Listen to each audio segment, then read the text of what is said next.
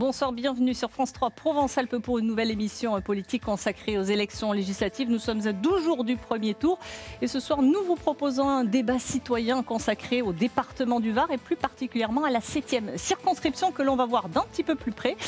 La voici, elle est au sud du département. Elle comprend les cantons de Sanary, de la Seine-sur-Mer, de Saint-Mandrier et de Sifour, mais aussi donc la commune de Bandol. Quelques 137 000 habitants qui ont voté en 2017 pour élire Émilie Guérel, députée de La République En Marche, une députée sortante qui ne se représentera pas. En revanche, je vais partir le petit voilà. Pour l'élection présidentielle, c'est dans le Var, c'est Marine Le Pen qui est arrivée en tête. Hop, voilà, petit souci d'écran. Je rappelle le principe tout simple de ce débat citoyen. Les candidats invités vont devoir répondre aux questions de nos citoyens. Bonsoir à tous, vous représentez la société civile. J'ai le plaisir d'accueillir sur ce plateau. Bonsoir à vous Sébastien Soulet. Bonsoir. Donc vous êtes secrétaire départemental du syndicat de police Alliance et vous allez poser des questions sur la sécurité, mais aussi sur les conditions de travail des fonctionnaires. Bienvenue à vous aussi André Delacourte. Vous allez parler d'un thème incontournable désormais. Il s'agit de l'environnement. Vous êtes le président de l'association du littoral sénois. Bienvenue à vous aussi Alice Collin. Vous êtes éducatrice spécialisée. Vous travaillez aux Oiseaux. Il s'agit d'un établissement qui s'occupe des enfants obèses et qui est menacé de fermeture. À vos côtés, Michel Vaccaro. Bonsoir. Vous êtes le directeur de l'ASPE, une association qui fait de l'insertion professionnelle. Vous êtes aussi à la tête d'une entreprise aussi qui fait de l'insertion. Et vous militez pour que l'économie solidaire et sociale soit mieux prise en compte et soit développée. Alors, je rappelle que dans ce débat, c'est bien sûr la règle de l'équité qui s'applique. Nous allons accueillir tout de suite notre premier candidat. Il s'agit de Romain Vincent, qui va arriver dans quelques instants. Romain Vincent, qui est investi par Les Républicains. Bonsoir à vous. Alors, je rappelle que vous êtes conseiller municipal adjoint à la ville de Saint-Mandrier. Vous avez en charge notamment le tourisme, les associations, mais aussi les festivités. Allez, on passe tout de suite à la première question. Je me tourne vers vous, Sébastien Soulet. Allez. Monsieur Vincent, bonsoir. Donc la 7e circonscription compte 2 commissariats. Approximativement, puisqu'on n'est pas au chiffre exact, est-ce que vous connaissez en gros les effectifs qui sont affectés, ce que cela peut représenter en termes de patrouilles par jour? Et estimez-vous que cela soit suffisant, surtout au vu de la multiplication de la population en période estivale? Alors aujourd'hui, nous avons un gros problème sur cette circonscription. Nous avons effectivement 2 commissariats, un à la Seine et un à Sanary, qui comptent une petite antenne sur Sifour. Aujourd'hui, il y a un vrai problème sur les communes Sifour, Sanary et Bandol, puisque vous avez aujourd'hui un commissariat qui est devenu vétuste, et ça fait plusieurs années que l'on demande à ce qu'il soit déplacé pour que vous puissiez travailler dans des meilleures conditions. Nous avons vu il y a quelque temps encore des discussions autour d'un éventuel logement, enfin d'un éventuel local sur la commune de Sanary, qui semble ne pas satisfaire puisqu'il est finalement contraint et qu'il ne permet pas d'avoir des interventions qui soient suffisamment rapides. Et à contrario, nous avons sur Sifour un local qui pourrait être mis à disposition très rapidement et qui pourrait vous permettre d'aller très rapidement dans ce commissariat et pourquoi pas garder l'ancien commissariat de Sanary pour avoir une petite antenne. On inverserait simplement les deux et qui permettrait aujourd'hui d'avoir des interventions qui soient beaucoup plus rapides. Et notamment avec aujourd'hui aussi l'accès par l'autoroute pour aller sur Sanary et Bandol. Enfin, nous sommes sur des communes qui sont des communes littorales. Je pense qu'aujourd'hui, il faudrait que l'on puisse réfléchir notamment peut-être à des brigades nautiques, permettre à la police d'intervenir un peu plus rapidement sur des actions littorales, notamment l'été. Nous avons de nombreuses plages sur cette circonscription et je pense que nous avons la nécessité de créer ces brigades nautiques et enfin aussi, pourquoi pas créer des brigades en VTT pour permettre de mieux circuler sur des axes routiers qui sont bouchés l'été. Alice Collin. Je vous laisse poser aussi une question. Donc, je rappelle que vous êtes éducatrice spécialisée aux oiseaux. C'est ça, dans un SSR pédiatrique pour jeunes obèses. Donc, à ce jour, la prévention ciblée, spécialisée et de proximité représente une arme efficace contre l'obésité pédiatrique et permet de diminuer le coût social de la surcharge pondérale. Pourtant, la disparition des oiseaux aggrave encore l'appauvrissement de l'offre de soins. Comment comptez-vous agir face à ce déficit de prévention et ses conséquences économiques ? Alors c'est vraiment un sujet propre à la circonscription et sur lequel je pense qu'il faut agir très vite. On a bien vu aujourd'hui que la société qui gérait cet établissement a souhaité se retirer pour des raisons que je dirais peut-être plus financières qu'autre chose.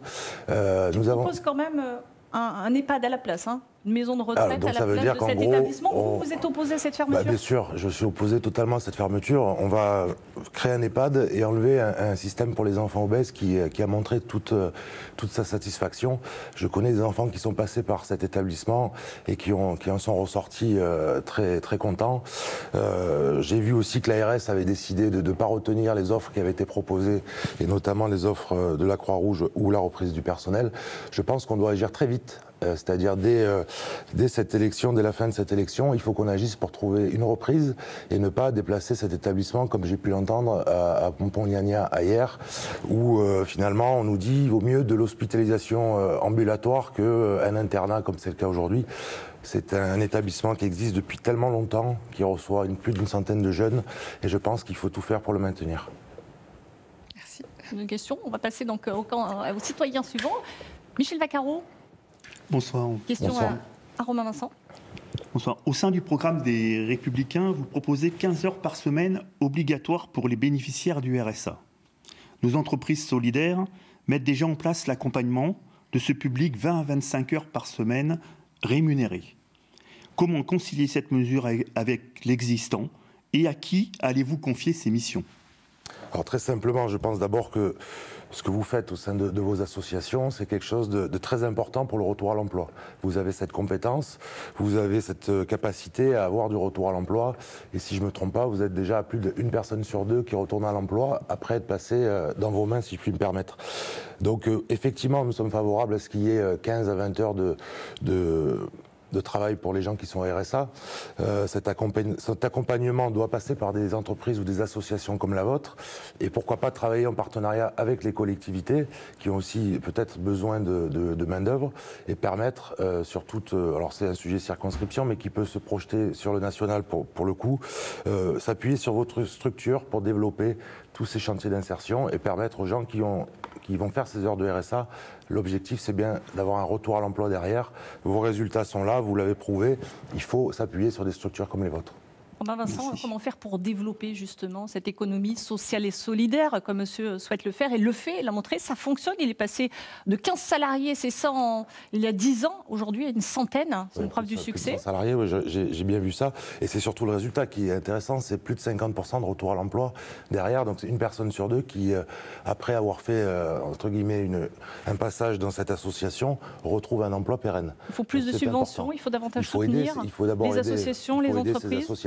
Qui, de par leurs résultats, montrent on a nécessité à les aider. Il faut faire des partenariats avec des collectivités qui aussi passent des marchés publics et sur lesquels déjà ça existe un petit peu, mettre des clauses d'insertion dans leurs marchés publics. Et donc il faut qu'on aille un peu plus là-dedans et qu'on permette à toutes ces personnes qui sont sans emploi de longue durée de retrouver, avec l'aide d'associations comme ça, de retrouver très rapidement de l'emploi.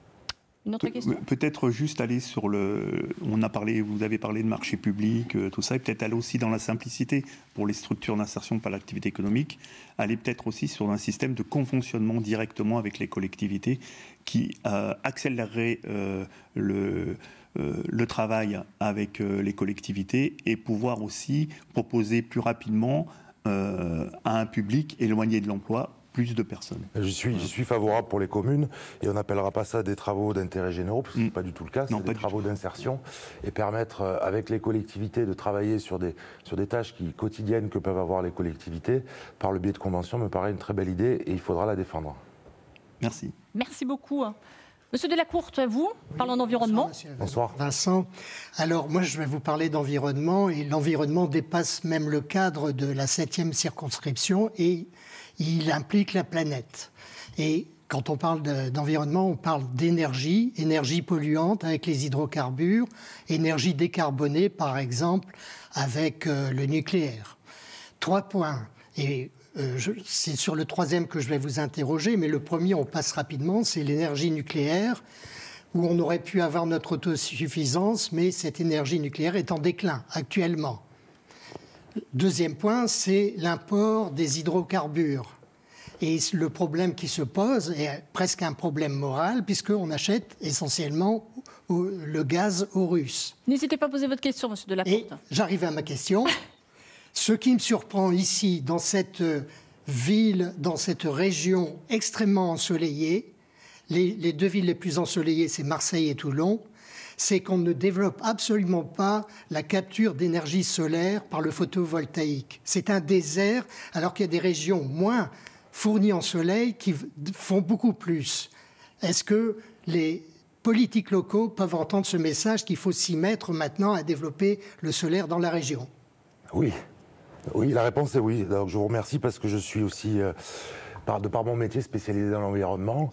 Et effectivement, la première chose, le nucléaire. Il faut remettre du nucléaire. En France, c'est une énergie qui est moins chère que les autres. Et aujourd'hui, avec tout ce que l'on demande, on va produire des voitures électriques, etc., nous avons besoin du nucléaire. Donc ça, c'est une chose. La deuxième chose, c'est que nous avons besoin d'introduire de l'énergie verte. De l'énergie verte, il en faut beaucoup. On a des très beaux exemples, notamment à la Seine-sur-Mer, avec la thalassothermie. On produit de la chaleur ou du froid avec l'eau de mer. On a l'exemple de l'usine d'incinération de Toulon qui chauffe des bâtiments à Berthe. On a demain des méthaniseurs qui se feront auprès des stations d'épuration. Comment faire pour aller plus loin alors? Pour aller plus loin, et notamment sur le solaire, c'est une énergie qui est gratuite. Le soleil, on ne nous l'a pas encore taxé, donc on peut encore utiliser le soleil. Le problème aujourd'hui, c'est quand vous voulez développer du solaire chez vous en particulier, ça coûte cher, on a du mal à voir le retour sur investissement, on a un peu du mal à voir comment le développer.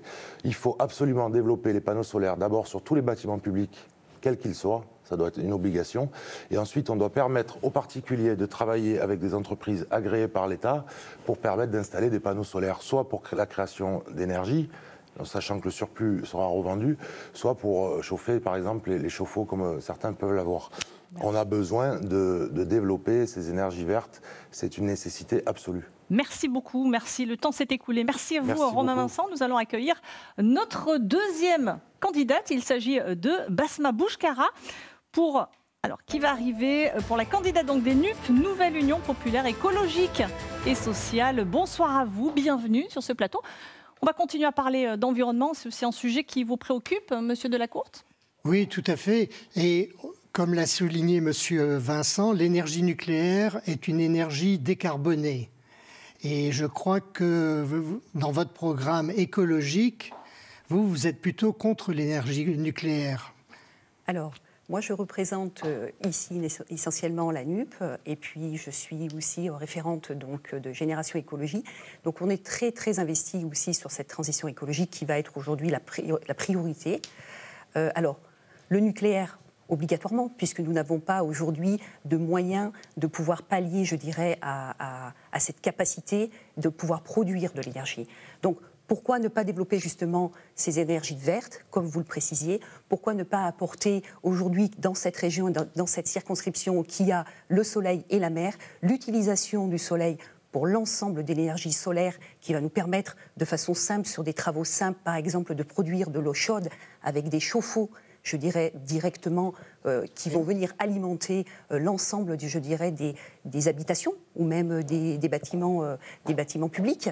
Et là-dessus, vous allez aussi avoir ce qu'on peut utiliser, la thalassothermie, dont mon collègue vient de parler, et surtout de pouvoir aussi la développer. On est sur 5 villes côtières, on a possibilité d'utiliser ce type de production, et aujourd'hui, on s'aperçoit qu'elle est en train de s'étendre sur la ville de la Seine-sur-Mer, mais qu'elle n'est pas présente sur les autres villes. Alors aujourd'hui, posons-nous la bonne question. Pourquoi ne pas utiliser cette énergie qui est pratiquement décarbonée, qui va permettre cette transition écologique pour pouvoir peut-être un jour venir réduire cette consommation nucléaire? Et qu'est-ce qu'il faudrait faire pour pouvoir étendre cette énergie qui paraît très sympathique? Prendre des décisions politiques, avoir cette envie justement de ne pas opposer l'écologie et l'économie, créer des emplois à travers un investissement, je dirais, de recherche. Hein, on l'a vu, quand l'État décide, l'État donne les moyens, l'État arrive à faire davantage de recherche pour développer ces énergies vertes. Tout à fait. Et ça va créer de l'emploi. Ça crée de l'emploi, puisqu'on va dynamiser la partie écologique. Encore une petite remarque. Une dernière remarque? Oui, le programme de M. Mélenchon, je l'ai apprécié sur un point, c'est qu'il pense que la mer peut nous sauver, nous apporter de l'énergie, et notamment les turbines marémotrices en Bretagne. C'est de l'énergie gratuite, mais la France est en retard, n'a pas fait de recherche, et je crois que même les programmes... Alors, est-ce qu'on est plutôt sur les turbines ou plutôt sur l'éolien en mer? Alors, après, chaque pays va décider donc, de la décision qu'il faut prendre. Alors moi, je penserais plutôt à l'éolien, puisqu'on reste quand même sur quelque chose de gratuit et puis qui va fonctionner. puisqu'on est toujours... Les turbines, c'est gratuit aussi. Voilà. C'est la force marémotrice. Tout à fait. En Angleterre, c'est très développé. Après, c'est vrai qu'il faut prendre des décisions. On va changer de thématique. Je me tourne vers vous, Alice Collin, donc pour parler de santé et puis de cet établissement qui est menacé de fermeture. Exactement. Donc, dans la même veine que le scandale Orpea, le groupe privé LNA Santé décide de fermer la JO Les Oiseaux par manque de rentabilité. Alors que leur chiffre d'affaires net en 2021 a triplé et s'élève à 635 millions d'euros. Comment pensez-vous préserver nos compétences et lutter contre la marchandisation de la santé ? Alors aujourd'hui, c'est honteux de voir ce type d'action. On se rend compte que des groupes privés peuvent venir, je dirais, détruire un établissement qui aujourd'hui rend service à la population, 80 salariés, une cinquantaine, une soixantaine d'enfants obèses qui ont besoin d'être soignés par rapport à ça. On se rend compte que c'est encore le profit qui est aujourd'hui moteur de cette action.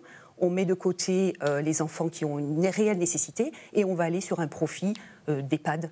Et donc, concrètement, prendre des bonnes décisions, avoir envie de dire justement à l'ARS comment se fait-il que vous n'avez pas fait les études qui permettaient justement de dire que cet établissement était obligatoire et de financer soit de façon complète l'ensemble d'un nouveau centre, soit de permettre à un nouveau centre d'exister avec de l'argent. Les études ont été faites, tous les experts en santé, que ce soit dans le département ou même en France, et même les associations de patients ont validé ce besoin. Donc, toutes ces associations ont pris contact avec l'ARS et malgré ça, on est encore sur la même réponse. Donc, il y a urgence, l'établissement, la fermeture est prévue le 7 juillet prochain. Si vous êtes élu, qu'est-ce que vous pouvez faire ? Il faut simplement aller à l'Assemblée nationale et dire que ce n'est pas normal. Mais aujourd'hui, l'Assemblée nationale ne joue pas son rôle, puisque l'ensemble des députés vont dans le sens de la majorité. Donc aujourd'hui, aucune décision ne peut être prise. C'est pour ça qu'on est là, c'est pour ça qu'on se présente aujourd'hui pour essayer de renverser la vapeur et être présent à vos côtés pour justement prendre les bonnes décisions. Je me tourne vers vous, Sébastien Soulet. Question de sécurité ? Madame, bonsoir. Bonsoir. On s'en rend compte tous, les uns après les autres, la société est devenue ultra-violente. On fait face à des délinquants qui ne respectent plus la vie du policier. Alors la question est vraiment pour vous, puisque vous l'avez souligné, vous êtes de NUP. Vous n'êtes pas sans savoir que mon organisation syndicale a quelques soucis avec M. Mélenchon. La parole du policier est souvent remise en cause, et d'ailleurs par M. Mélenchon le premier, qui est un élu de la République. Je pense que c'est le premier qui le fait remarquer à tout le monde. Donc mon organisation syndicale souhaite mettre en place pour les policiers qui agissent dans l'urgence, c'est-à-dire en danger extrême. Vous savez qu'on a une fraction de seconde pour réagir et pour prendre une décision. Je fais allusion au Pont Neuf, par exemple, à Paris. Nous, on veut que soit mise en place la présomption de légitime défense. Présomption de légitime défense, vous êtes favorable ? Y êtes-vous favorable ? Alors, oui ou non, mais et pourquoi ? C'est important aujourd'hui de recentrer le débat. Vous êtes aujourd'hui dans un métier qui est compliqué, avec, comme vous dites, une société ultra-violente à tous les niveaux. Aujourd'hui, on se rend compte qu'on n'a pas mis les moyens. On se rend compte qu'aujourd'hui, on n'a pas apporté aux services de police toute la capacité et les moyens, je dirais, techniques et financiers. Alors, on se rend compte au bout de 5 ans que rien n'a été fait. Pourquoi ? Parce que vous n'étiez pas leur priorité. Et maintenant, on vient vous dire que tout ce que vous faites n'est pas bien. Je trouve ça quand même lamentable, parce qu'aujourd'hui, ce sont les policiers qui sont sur le terrain, ce sont les policiers qui risquent leur vie, et ce sont les policiers qui ont besoin qu'on les accompagne. Je suis tout à fait d'accord avec vous. Il y a le premier qui dit que ce qu'on fait, c'est pas bien. Parce qu'on vous a pas pour la présomption d'innocence, est-ce que vous êtes favorable ou pas ? Aujourd'hui, vous devez aujourd'hui obtenir justement du gouvernement qu'on vous donne les moyens. Et aujourd'hui, nous, si on venait à l'Assemblée nationale et qu'on arrive justement à être, je dirais, dans cette Assemblée nationale, on sera là pour vous accompagner et aller chercher, je dirais, les budgets qui vont vous permettre de vous défendre et permettre de respecter aussi les citoyens, puisque comme partout, il est bien essentiel qu'il y a certains qui sont bons et d'autres qui le sont moins. Donc, rétablir cet équilibre et ne pas payer vous pour ceux qui ne le sont pas. Augmenter les moyens, les effectifs ? Tout à fait. C'est important, les moyens, les effectifs, puisqu'elle est prévue dans la loi. Donc là, vous me dites, en gros, vous partirez à l'Assemblée pour nous défendre. En sachant qu'on nous traite souvent, et votre parti le premier, ou de racistes, ou de violents. Aujourd'hui, moi, je ne suis pas là pour faire de la polémique, monsieur. Aujourd'hui, tout ce que je constate, c'est qu'il y a un malaise. Aujourd'hui, on a réduit le nombre de policiers sur le terrain, on a réduit les moyens, comme pour vous, comme pour le service hospitalier, comme pour de nombreux services qui sont là pour la population. Et aujourd'hui, il faut permettre justement à chacun de travailler dans de bonnes conditions, avec les moyens qui leur permettent d'être... Je suis d'accord avec vous, madame. Le seul problème, c'est que la présomption de légitime défense, votre représentant a dit qu'il était tout à fait contre, que c'était un permis de tuer. Donc en fait, c'est là où je... Donnez-vous les moyens, juste. monsieur. Donnons les moyens à la police pour essayer d'être juste. Voilà, c'est ce que veut vous dire M. Mélenchon. Tout le monde donner dit la même chose. Juste pour vous et juste pour les citoyens. C'est essentiel. On passe à l'autre thème, à Michel Vaccaro. C'est très court, hein, c'est vrai, il y a beaucoup de choses à dire. Michel Vaccaro, à vous, pour parler d'économie sociale et solidaire. Oui, bonsoir. Vous défendez une société solidaire et écologique. Voilà, donc nos structures d'insertion par l'activité économique sont sur le terrain depuis des années, où nous mettons en place des actions d'insertion professionnelle par l'activité économique, avec des chantiers, avec diverses activités, avec une innovation sociale et professionnelle et d'activités, de filières économiques. Voilà, je suis assez étonné et surpris, mais comme pour tous les candidats, on ne part pas souvent dans vos projets politiques du terrain aussi et du besoin et de rencontrer les structures. Votre question, Michel Vaccaro, voilà, pour aller assez qu'est-ce que vous rapidement comptez faire comptez-vous travailler avec les structures de terrain qui sont déjà et qui mettent en place des actions et qui ont des projets et qui foisonnent de projets? Donc, pour répondre, c'est assez rapide. Ouais. Alors, ce sont des projets qui sont essentiels aujourd'hui. On se rend compte que c'est essentiel. Moi, mon directeur de campagne, pour vous dire exactement, il est en train d'ouvrir une ressourcerie. Donc on a vraiment l'envie, nous, au niveau écologique, que ça se passe bien. Pour moi, l'utilisation de ce que vous êtes en train de mettre en place, c'est gagnant-gagnant. Gagnant pour les personnels qui vont se réinsérer dans la société, gagnant pour les gens qui vont profiter de ces services. Et donc aujourd'hui, on se rend compte que cette économie solidaire, elle est vraiment, je dirais, le reflet de ce que veulent les citoyens. Des choses simples et des choses qui vont leur rendre service. Voilà. Merci beaucoup. Le temps s'est écoulé. Merci à vous beaucoup, encore, Madame Bouchkara. On appelle notre candidate suivante, Cécile Muscotti, qui représente le parti Renaissance. Bonsoir à vous. Je rappelle que vous êtes députée sortante, mais de la 2e circonscription plutôt toulonnaise. On vous écoute. On va continuer bien avec Monsieur Vaccaro. Oui, alors ça va un peu dans le même sens. Bonjour. Bonsoir. Bonsoir, plutôt. Vous évoquez aussi dans votre position de foi agir avec les associations et entreprises. Pour ma part, en 20 ans, j'ai rarement vu de députés venir travailler avec nous, venir nous solliciter. Enfin, quand je dis rarement, c'est pas du tout même. Voilà. Donc, si vous êtes demain élu, qu'est-ce que vous pouvez mettre en place, par quels moyens comptez-vous agir étroitement avec nos structures et sur quelles thématiques ? Alors, tout d'abord, ce que je compte faire, c'est ce que j'ai déjà fait en tant que députée sortante, parce que je pars du principe qu'un politique, un homme ou une femme politique, ne détient pas la vérité sur tout et ne maîtrise pas l'ensemble des compétences nécessaires à la construction d'une proposition de loi ou à l'alimentation d'un texte de loi. Et donc, on doit prendre conscience de son rôle et de venir s'appuyer sur celles et ceux qui ont ces compétences.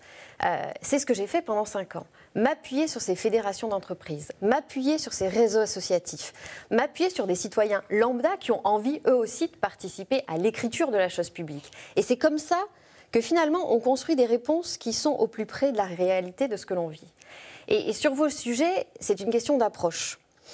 Quand on a aujourd'hui des gens qui sont éloignés de l'emploi, on ne peut pas simplement dire qu'il faut mieux travailler la recherche avec l'offre d'emploi. C'est pas si simple, sinon vous ne seriez pas là.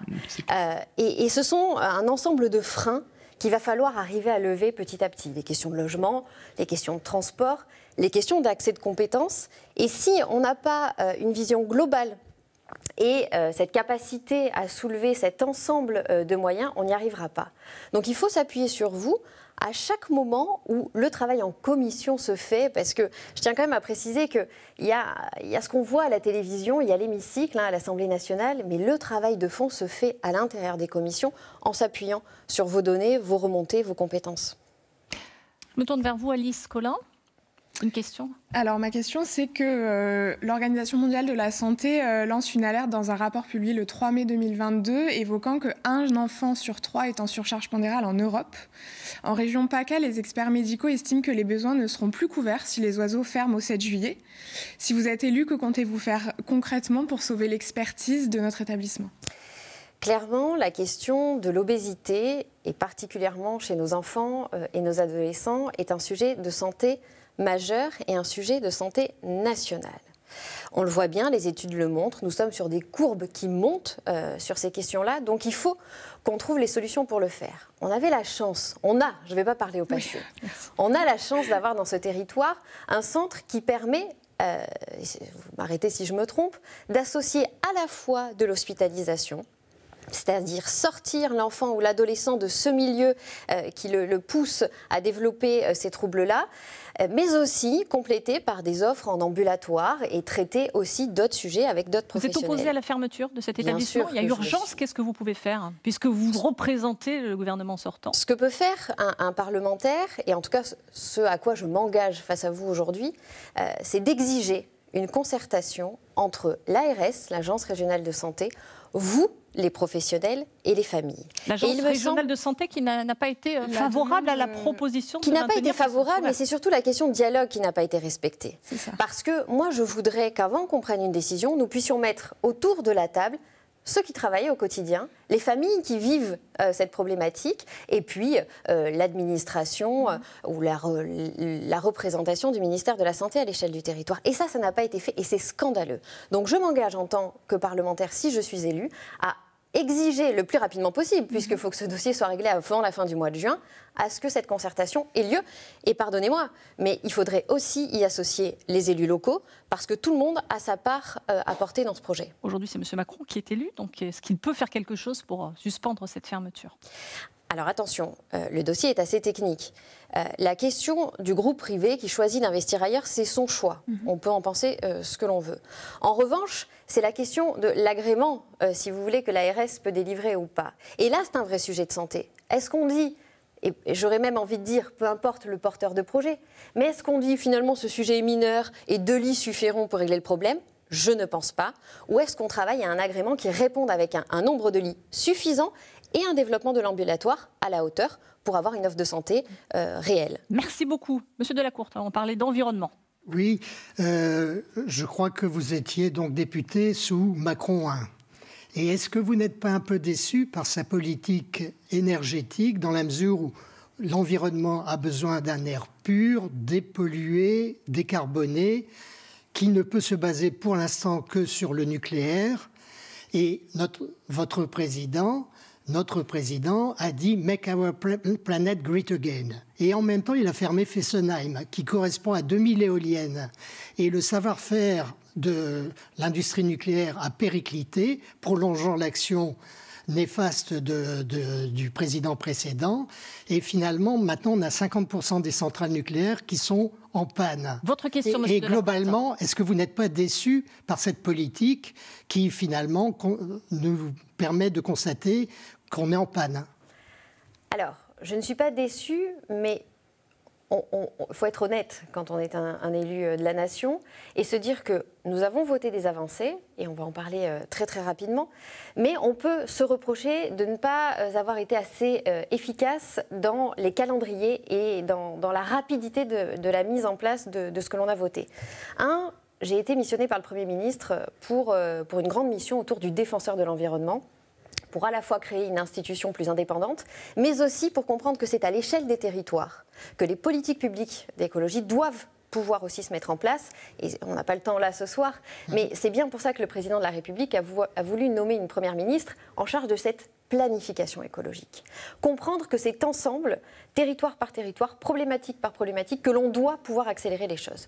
Deuxièmement, sur le nucléaire, on peut aussi se tromper, on peut aussi reconnaître qu'on se trompe et aller voir finalement des solutions qui sont plus efficaces. Le président de la République s'est engagé à travailler sur la création de nouveaux réacteurs entre 6 et 14, avec aussi le plan éolien. Donc, on est sur cette avancée-là. Mais je voudrais simplement revenir sur une chose qui est fondamentale, qui est le projet de loi climat et résilience. Et vous parliez des panneaux solaires tout à l'heure. Et c'est fondamental.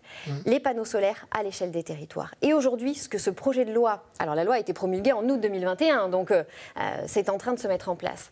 Mais cette loi permet de lever des freins. Plus de demandes de permis de construire pour du bâtiment existant. Donc on va gagner un temps fou avec simplement une autorisation de travaux. On termine avec cette thématique. Et on termine avec cette thématique. Et donc l'idée est véritablement de lever les freins pour aller plus vite, plus loin. Et je m'y attacherai évidemment en tant que député. Parfait. Sébastien Soulet, à vous. Madame, bonsoir. 59 en 2019, 32 en 2020, 35 en 2021, 27 depuis 2 jours, depuis le 1er janvier, puisqu'on l'a su il y a 2 jours. Ces chiffres correspondent au nombre de policiers qui se sont donné la mort, qui se sont suicidés ces dernières années. Quelles solutions envisagez-vous pour lutter contre ce fléau qui touche les rangs de la police nationale ? C'est un sujet qui touche l'ensemble de la société, parce que quand ça vient toucher directement nos forces de police, ça nous touche toutes et tous. C'est important de rappeler que les questions de suicide, dans la police comme ailleurs, elles sont multifactorielles. Et ça, il faut le prendre en considération. Elles sont liées aux conditions de travail, sur lesquelles on a commencé à agir. L'exemple du commissariat de Toulon, 1 million supplémentaire que je suis allée décrocher pour que les conditions de travail soient un peu plus dignes, sont indispensables. La valorisation du métier, et nous devons encore y travailler énormément. Mais il y a aussi la question du management, de votre hiérarchie. Peut-être proposer des outils supplémentaires pour que votre hiérarchie puisse se former dans d'autres structures que la structure publique, pour trouver d'autres outils pour accompagner tout ça. Après, le gouvernement et notre majorité a voulu mettre en place des sentinelles pour essayer de détecter et de venir accompagner ces policiers qui se trouvaient en souffrance, particulièrement sur leur lieu de travail. A priori, ce n'est pas forcément suffisant. Ce n'est pas suffisant. On a commencé par cette expérimentation, mais on se rend compte que ça peut poser quelques soucis, notamment en termes de responsabilité. Porter cette responsabilité-là, ça doit s'accompagner d'autres formes. Il y a l'image aussi du policier, on l'a dit, du fonctionnaire de police. L'image, oui, bien sûr. L'image, elle est fondamentale. Mais quels outils on doit mettre à disposition? Des sentinelles, oui. Mais si on n'a pas un accompagnement plus large avec un professionnel de la psychologie, avec peut-être un policier qui serait passé par là. C'est une étude au Canada qui le montre. Ils ont mis en place des binômes, psychologues et ce sentinelle, ce policier qui a subi ces techniques, ces souffrances-là, et qui permet donc finalement de mieux l'écouter, mieux le diagnostiquer et peut-être l'éviter. Merci à vous. Le temps est écoulé. Merci à vous, Cécile Musc, aussi d'avoir accepté de répondre à ces questions. Nous allons accueillir le candidat suivant. Il s'agit de Frédéric Boccaletti, investi par le Rassemblement national. Bonsoir, monsieur Boccaletti. C'est votre troisième participation, je ne dis pas de bêtises, à cette élection législative. Vous êtes conseiller régional, conseiller municipal de Sifour, conseiller communautaire de TPM, qui est l'agglomération de Toulon. On va continuer à parler de sécurité avec vous, Sébastien Souly. Monsieur, bonsoir. Le 16 mars 2022 était signé le projet de loi d'orientation et de programmation du ministère de l'Intérieur, qui coûte énormément d'argent. Ce projet, justement, comme son nom l'annonce, c'est un projet qui doit passer sur les bancs de l'Assemblée. Donc, est-ce que vous connaissez les grandes lignes, parce qu'il doit passer très rapidement, et je l'espère pour les fonctionnaires de police. Est-ce que vous connaissez les grandes lignes et est-ce que vous y êtes favorable? Alors, les grandes lignes, oui, c'est un projet de 773 milliards, si je ne me trompe pas, millions, pardon. Alors, 773 millions. Le projet, c'est que pour la police nationale. Tout à fait, police nationale. Après, il y a une partie à peu près qui va... C'est plus de 15 milliards d'euros pour le ministère. Voilà, et puis pour la donc il y a des éléments dans ce projet qui sont bien, mais je pense qu'il faudra sur certains points les amender. Et c'est pour ces raisons-là que j'ai souhaité organiser, ça se passe demain, rencontrer un grand nombre de syndicats de police pour justement débattre, parce qu'on s'adresse aux professionnels. Je ne suis pas de la police, donc ce sera aux syndicats de police à me dire précisément là où on doit déposer des amendements. Après, j'ai toujours été un élu constructif, que ce soit à la ville de Sifour ou à la région. Si ça va dans le bon sens, je voterai favorablement, mais je ferai aussi mon travail d'opposition pour essayer d'améliorer les choses pour l'intérêt des policiers. Alors, pour les téléspectateurs, on comprend, on va rappeler un petit peu de quoi il retourne. Il s'agit d'une loi de programmation qui prévoit, entre autres, le doublement des effectifs, qui permet aussi une revalorisation des salaires aussi des fonctionnaires de police, entre autres, mais aussi d'améliorer le fonctionnement. Les conditions de travail. Les conditions de travail aussi sont importantes et matérielles. Les conditions de travail. Vous avez évoqué tout à l'heure le commissariat de Sanary, qui est dans un état catastrophique. J'ai moi-même demandé dès 2014 à ce qu'il soit transféré sur la commune de Sifour. C'était au rond-point du Soleil. C'était en bord de mer, très facile d'accès entre le Brusque, le centre-ville et Sanary, parce qu'il faut évidemment faire encore des interventions sur Sanary. À l'époque, tout le monde avait un petit peu souri, pas vous, pas les syndicats de police qui étaient plutôt favorables à venir sur la commune de Sifour, mais les élus, quels que soient les tendances politiques, avaient tendance plutôt à sourire. Ça a été long, mais je me rends compte qu'aujourd'hui, ça y est, tout le monde va dans le même sens, parce que le projet qui est présenté à Sanary rencontre un certain nombre de problèmes. Vous le savez, la construction qui a eu à côté, il va y avoir des bureaux sans fenêtres, il n'y a pas assez de stationnement, un parking souterrain, c'est impossible. On est en zone inondable. Donc je me réjouis que le projet d'installation à Sifour refasse surface. Maintenant, il va falloir que le maire de Sanary assume aussi ses responsabilités dans cet échec de construction de commissariat. Autre sujet important pour toutes les élections désormais, c'est l'environnement. Monsieur Delacourte ? Oui. D'autant plus que finalement, on voit que le coût des énergies carburant, le gaz, l'électricité, le mazout. Toute cette augmentation fait que le pouvoir d'achat diminue, l'inflation explose et peut-être même la société va exploser. Alors peut-être que vous avez des solutions. J'avais vu quand même rapidement qu'il y avait des paroles intéressantes de Marine Le Pen en parlant de cercle vertueux, par exemple en diminuant la consommation d'énergie, en faisant des circuits courts, en impliquant les locaux. D'un autre côté, je pense qu'elle ne veut pas réduire les importations d'hydrocarbures, notamment Monsieur Delacourte, russes. donc votre question. Alors, quelle est en particulier votre politique sur l'importation d'énergie d'hydrocarbures ? Eh bien, écoutez, nous ne sommes, contrairement à ce que vous dites, nous ne sommes pas du tout favorables à cela. Nous voulons être indépendants. Le problème, c'est qu'aujourd'hui, on se rend compte qu'il y a un certain nombre de choses qui ne vont pas. Et vous l'avez dit, notamment le tarif des énergies. Et c'est pour ça que nous proposons une réduction de la TVA de 20% à 5%. Parce que là, évidemment, c'est l'ensemble des Français qui va avoir un gain de pouvoir d'achat au quotidien. Moi, sur l'écologie, je voudrais être assez prudent. Vous l'avez évoqué tout à l'heure, c'est notamment les panneaux solaires. Alors, moi, j'entends les gens qui veulent absolument mettre des panneaux solaires partout. J'y suis, moi, favorable. Mais il y a quand même un certain nombre de conditions. Parce que se dire écologique, acheter des panneaux solaires qui sont fabriqués en Chine par des Ouïghours, qui sont souvent des gens à qui on force de travailler gratuitement ou pour des très bas salaires, traverser la planète pour venir les emmener en Europe, les installer, et une fois qu'ils ne fonctionnent plus, les envoyer en Inde, j'appelle pas ça de l'écologie. Donc l'écologie, alors moi, les panneaux solaires, oui, mais avec quelques conditions, fabriqués en France et recyclés en France. 100% d'accord. 100% d'accord. On va passer à l'autre thématique, santé, avec vous, Alice Colin. Alors à l'heure où la démocratie sanitaire est une priorité pour les ARS, les associations d'usagers, les familles et les patients ont exprimé la nécessité de maintenir les oiseaux dans le Var en récoltant 25 000 signatures sur une pétition en ligne. Que ferez-vous pour faire entendre la voix des usagers et pour faire respecter le besoin des citoyens ? Alors, je connais ce sujet parce que je suis venu à votre manifestation à Marseille face à l'ARS. Je regrette, moi, que les responsables politiques n'aient pas fait le choix de venir à la réunion de discussion. Peut-être que même, d'ailleurs, savaient que ça ne servira à rien. Mais vous l'avez fait. Moi, je soutiens votre combat pour vous, pour les salariés, pour les enfants. J'ai un membre de ma famille qui a été dans ce centre il y a très longtemps, il y a plusieurs décennies, donc il existe depuis très longtemps. Il y a un travail qui est fait qui est formidable. Et moi, ce qui me surprend toujours, c'est qu'au moment même où l'ARS prend la décision de fermer ce centre, eh bien, j'ai retrouvé des textes à l'Assemblée nationale et au Sénat où on parlait du problème de l'obésité des jeunes. Eh bien, ça ne va pas dans le bon sens. Si on parle dans ces assemblées-là de l'obésité des jeunes, eh bien, ça doit aller jusqu'au bout. C'est-à-dire, en parler, c'est bien. Vouloir dire on va mettre des mentions sur certains aliments, etc., très bien. Mais si derrière, il n'y a rien pour accompagner les jeunes, c'est une vraie catastrophe. Ce qui est sûr, c'est que moi, voilà, je serai vraiment du côté de l'intérêt général et de soutenir ce genre de structure. Après, on ne va pas se mentir. Il faut être honnête. Est-ce qu'après, un député tout seul pourra empêcher la fermeture des oiseaux ? Malheureusement, ça va être compliqué. Mais je me rends compte que j'ai vu l'ensemble des candidats tout à l'heure qui eux-mêmes ont des partis politiques qui les soutiennent. Donc, je suis assez serein pour qu'ils tiennent leurs engagements et qu'à l'avenir, tout le monde soit d'accord à l'Assemblée nationale pour soutenir ce genre de structure. Et vous seriez prêt à vous y engager aussi ? Totalement.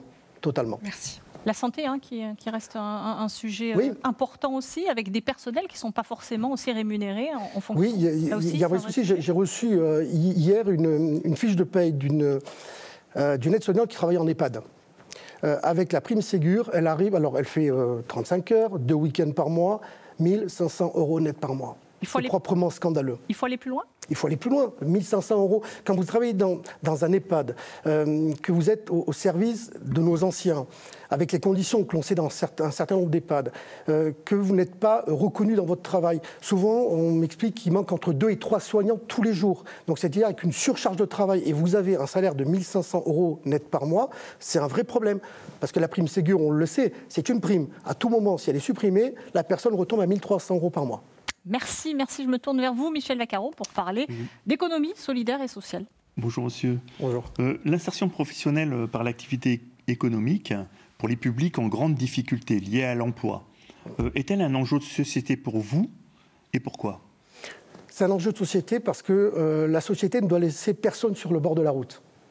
Nous devons venir en aide à ceux qui ont des accidents de la vie. Ça peut être bien des problèmes de santé ou d'autres. Donc évidemment, il faut soutenir ce genre de structure. Mais là aussi, en toute franchise, il y a un certain nombre de structures qui font un très bon travail et d'autres qui, malheureusement, sont un peu moins vertueuses.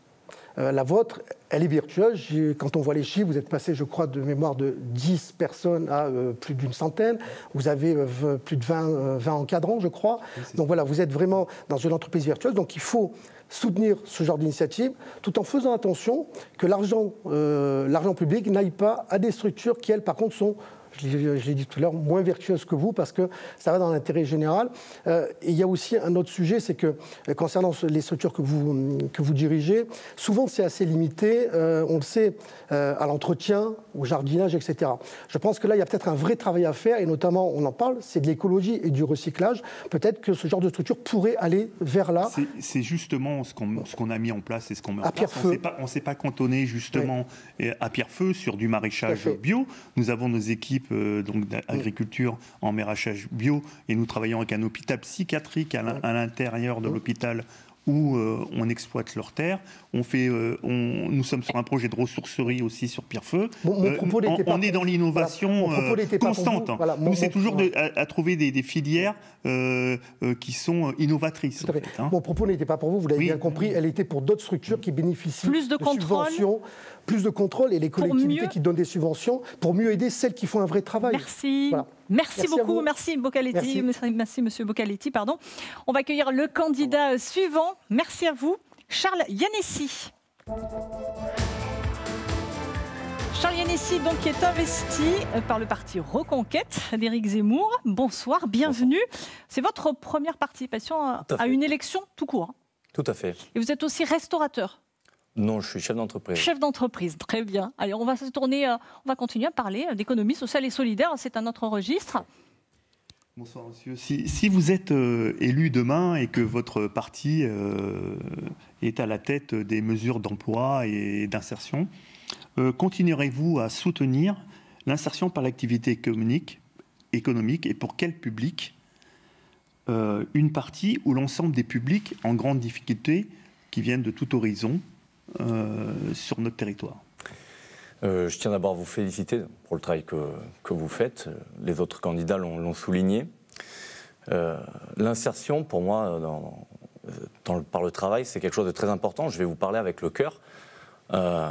J'ai moi-même, je suis titulaire d'un master en macroéconomie financière, mais j'ai travaillé dans la restauration, j'ai fait les vendanges, j'ai fait de l'intérim, j'ai été éloigné du travail, je connais les agences de l'emploi.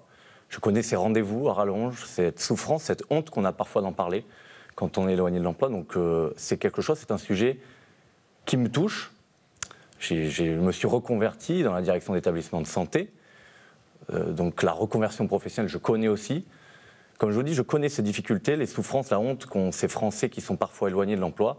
Et évidemment que je m'emploierai à pousser vos initiatives, mais elles me gênent un peu parce qu'en fait, elles mettent en lumière la défaillance de l'État là-dessus. C'est très bien que des personnes comme vous s'occupent de cela, mais l'insertion par l'emploi, il faudrait qu'il y ait de l'emploi, il faut le soutenir. On parle de notre belle circonscription, je pense que l'industrie chez nous a été pourvoyeuse d'emplois pendant très longtemps, des emplois non qualifiés, des emplois qualifiés. Elle permettait aux gens de s'élever, des ouvriers qui passaient contremaître.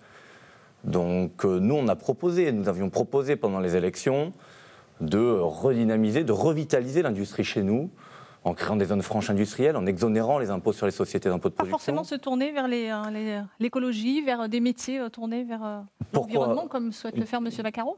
Pourquoi l'écologie et pourquoi pas d'autres secteurs, tous les secteurs? Les gens qui cherchent de l'emploi, et je veux dire qu'ils travaillent dans l'écologie, dans le maraîchage ou la propreté, ça les intéresse guère. Ce qu'ils cherchent, c'est un emploi, une insertion. Donc évidemment qu'il faut pousser ces initiatives, mais comme je vous le dis, on parle de la Seine, on voit le démantèlement de la CNIM qui va mettre sur le carreau des salariés et leurs familles, parce qu'on parle des salariés mais on parle de leurs familles. Et je souris un peu quand je pense à notre illustre candidate communiste, maintenant La République En Marche, qui n'a pas eu de mots ni de gestes face à ce démantèlement qui est un scandale. Donc, Autre situation compliquée, celle des oiseaux. Alice Collin. Depuis 15 mois, l'équipe, les patients, les familles et les experts médicaux ont proposé de multiples solutions pour maintenir la JO Les Oiseaux. Aucune n'a été retenue sans argument valable.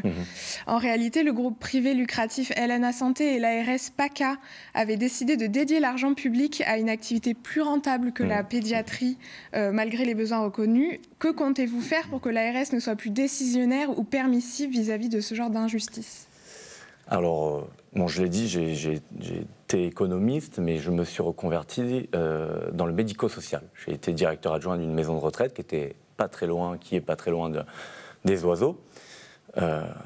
C'est vrai que je connais un peu le monde du médico-social, des maisons de retraite. Déjà, je trouve ça honteux que ce groupe LNA Santé, qui a fait, vous l'avez dit, plus de 600 millions d'euros de chiffre d'affaires, mais ça c'est une chose, mais qui a triplé son bénéfice. Exactement. Je trouve que quand on gagne d'un côté sur nos aînés, on pourrait donner un peu de l'autre sur ces jeunes qui sont en difficulté, ces jeunes obèses ou atteints de surpoids. Vous voulez me dire quelque chose ? Je voudrais juste compléter que les groupes privés à but lucratif cherchent une rentabilité à la limite. Ça nous concerne très peu. Nous, ce qu'on se demande de l'équipe des Oiseaux et moi-même en tant que salarié, c'est comment l'ARS peut cautionner ce genre de déséquilibre, en fait. Mais justement, elle ne le devrait pas. Nous avions proposé la suppression des ARS. C'est des organismes qui sont comptables. Moi, comme je vous le dis, j'ai eu affaire à eux. Je sais très bien qu'ils ont des indicateurs qui sont des indicateurs du secteur hôtelier quand on parle de taux d'occupation. Je pense que le TO n'a rien à voir à faire dans le système sanitaire. Quand on pense aux hôpitaux et les taux d'occupation, je rappelle, on a découvert les taux d'occupation des services de réanimation avec le Covid. Avec le Covid. Je vous rappelle qu'avant Covid, ils étaient tout aussi élevés. Un lit vide, c'est un lit, c'est de l'argent perdu pour ces administrateurs. Donc non, c'est inadmissible. Nous, on avait évidemment proposé la suppression des ARS pour retourner, on va dire, à remettre la santé et la qualité des soins au centre du secteur de la santé. Mais je voudrais quand même souligner, Madame Muscotti a beau jeu d'arriver devant vous comme si elle se présentait pour la première fois. Elle a eu 5 ans. Et je vous rappelle, et je l'ai vu, que vous l'aviez interpellée à ce sujet. Elle avait pris contact avec l'ARS. Voilà, très bien.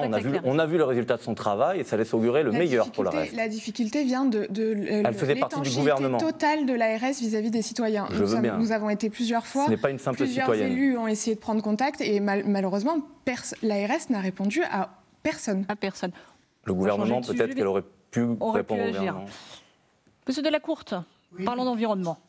Y a-t-il un programme de reconquête de notre indépendance énergétique ? C'est une question, vous me faites très plaisir de me poser la question, parce que la souveraineté en général et en particulier énergétique, c'était quand même notre cheval de bataille. Pour nous, elle est claire, et je pense qu'on s'entendra là-dessus, je vous ai écouté attentivement. Pour nous, la clé de notre souveraineté, c'est le nucléaire. Voilà. Donc on proposait de repousser les fermetures, la création de 14 réacteurs nucléaires, de suspendre et d'annuler la fermeture des 12 prévues par le gouvernement d'Emmanuel Macron et sa représentante ici là, Madame Muscotti. Vous l'avez souligné, je rappelle, on parle des énergies renouvelables. Je rappelle que le réacteur de Fessenheim, c'est 2000 éoliennes. Mais ce que vous n'avez pas dit, c'est que les réacteurs de nouvelle génération, c'est 4000 éoliennes. On les met où, ces 4000 éoliennes ? Et le béton, on en parle du béton nécessaire à ces éoliennes ? Ce béton qui est fait d'adjuvants, de plastifiants, quelque chose d'extrêmement toxique, qui pollue les nappes phréatiques. Pas favorable du tout à l'éolien ? Non, absolument pas. En tout cas, dans l'état actuel des choses, pour nous, ce serait une catastrophe quand on connaît nos capacités dans le nucléaire. Non, absolument pas. Alors, on change de sujet, sécurité. Avec vous, Sébastien Soulet ? Oui. Monsieur Anessi, bonsoir. Je vous ai entendu dire qu'un député n'était pas un citoyen ordinaire, un policier non plus, j'espère. L'actuel le démontre jour après jour. Les violences envers les forces de l'ordre sont en nette augmentation, qu'elles soient verbales, qu'elles soient physiques. Avant que ça tombe dans la banalité la plus totale, quelles seraient vos décisions pour protéger les fonctionnaires de police et le policier en général ? À travers la protection du fonctionnaire de police, des forces de l'ordre en général, il y a tous les citoyens français. C'est-à-dire que vos problèmes, ce que vous vivez, impactent évidemment la sécurité de tous les Français. Il faut vaincre ce fléau, cette gangrène, cette violence qui gangrène, on va dire, le quotidien de millions de Français.